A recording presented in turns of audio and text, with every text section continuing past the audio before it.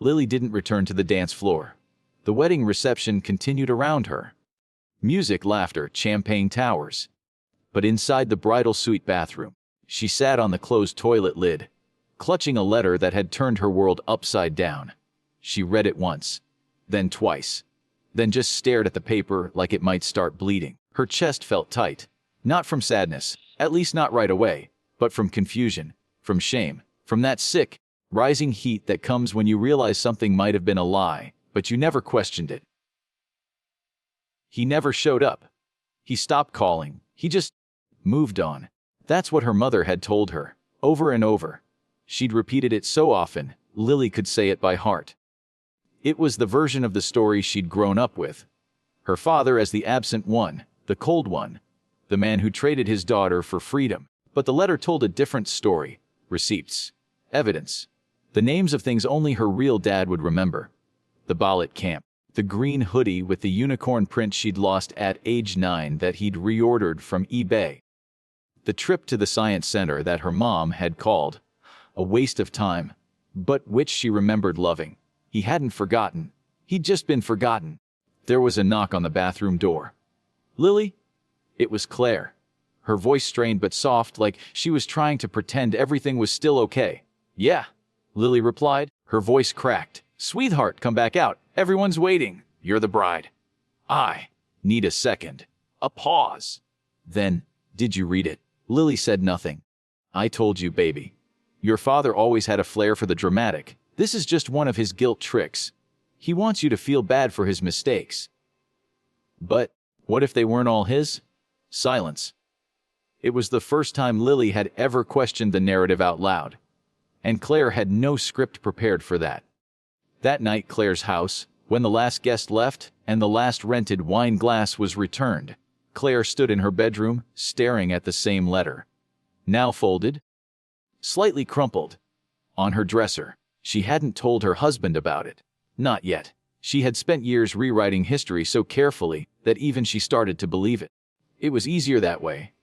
Cleaner. Telling Lily that he stopped trying gave her power. Made her the protective one. The victim turned hero.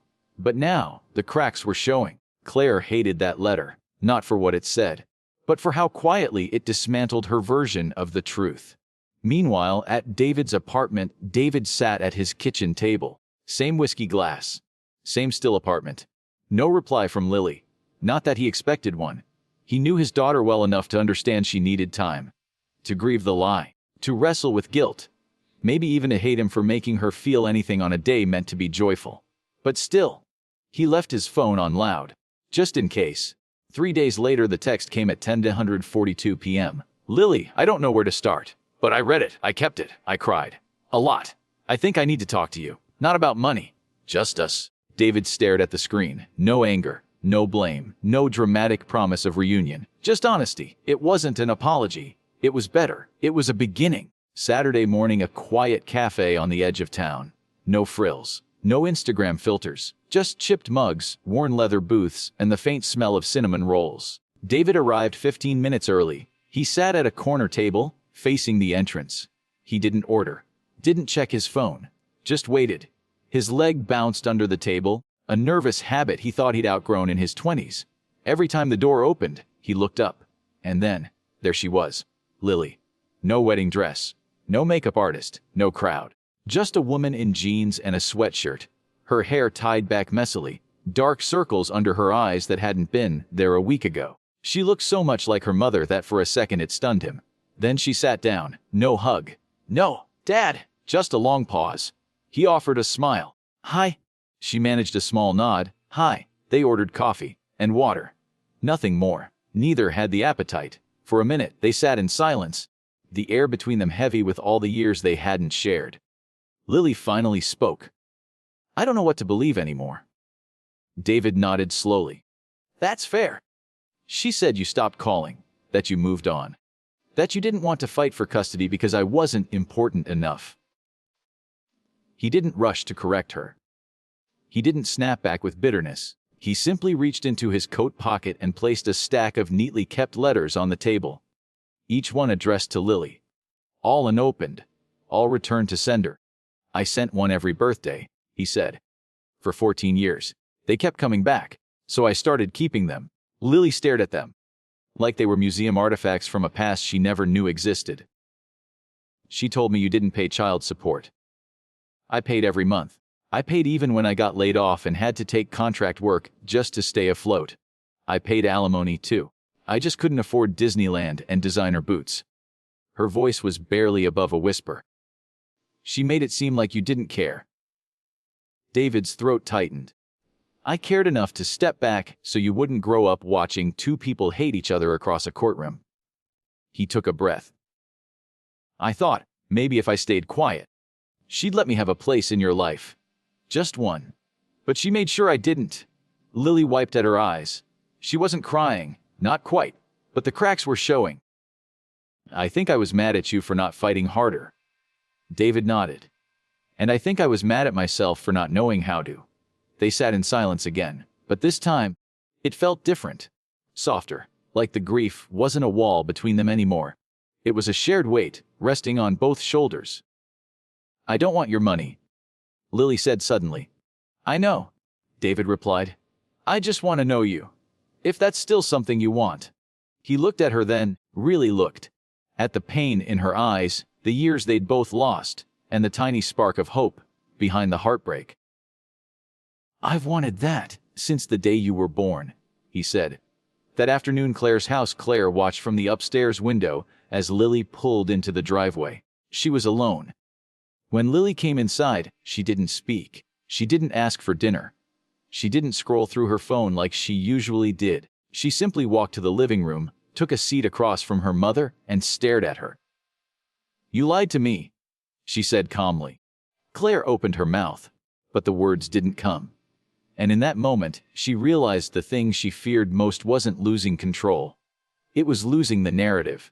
2 weeks later, Lily sat on a park bench beside David, watching ducks drift across a small man-made lake. A girl nearby laughed as she fed them bits of bread. Her father crouched beside her, holding her tiny hands steady. David noticed Lily watching them and smiled gently. She used to laugh like that, he said, nodding at the girl. When we'd come to this park and feed the ducks, you were obsessed with naming them. One was Sir Quacksalot. Another was Bean. Lily laughed, surprised at herself. I actually remember that.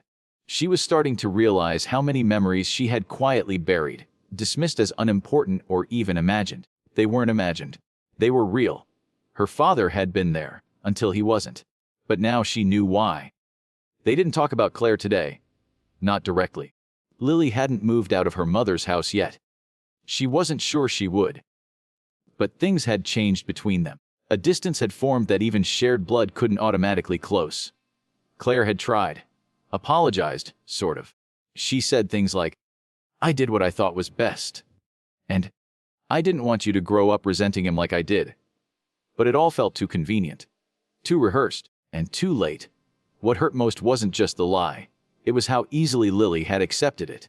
Later that week, David's apartment, they ate pizza from paper plates on David's couch. The apartment was modest, clean, minimalist, no fancy decor. No smart fridge or flashy appliances, just worn-in furniture and warmth. Lily wandered into the spare room. It was clearly meant for guests, but there was a small bookshelf tucked in the corner, filled with children's books. She picked up Goodnight Moon. You kept these? She asked. David looked up. Yeah, I was saving them. Just in case. Her throat tightened. You never gave up, did you? I wanted to. Some days I even told myself I had. But no, I never could. Meanwhile, Claire sat alone in her kitchen, staring at the wedding photo on the fridge. Lily's smile now looked forced to her, artificial. She remembered how her daughter had disappeared during the reception for nearly an hour. She knew now where she'd gone.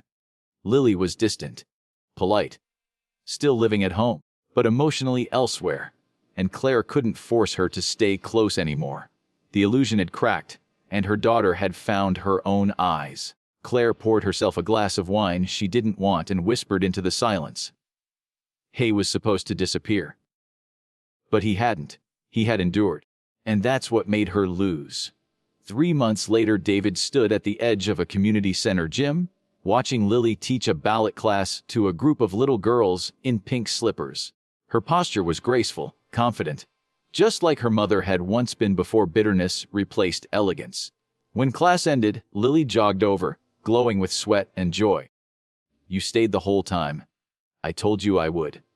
She grinned and tossed him a water bottle. "Thanks, Dad." It was the second time she'd said it. The first had been 2 weeks ago. He hadn't pointed it out then, afraid to break the moment. But today, it felt natural, solid, earned. Final scene. Closure on a quiet Sunday morning. Lily drove to her mother's house and handed Claire a sealed envelope.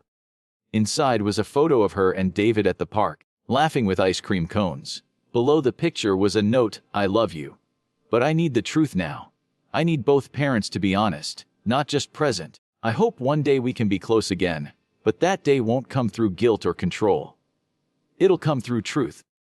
Until then, I'm choosing peace." Lily Claire read it 3 times, her hands trembling slightly.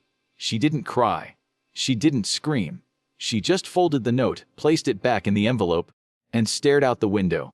For the first time in her life, she realized she might truly be alone. Epilogue: David didn't attend a lavish wedding. He didn't give thousands of dollars or fund a honeymoon. But he gave his daughter something more valuable: the truth. And in return, she gave him something he thought he'd lost forever, a place in her life. And this time, no one could take it from him.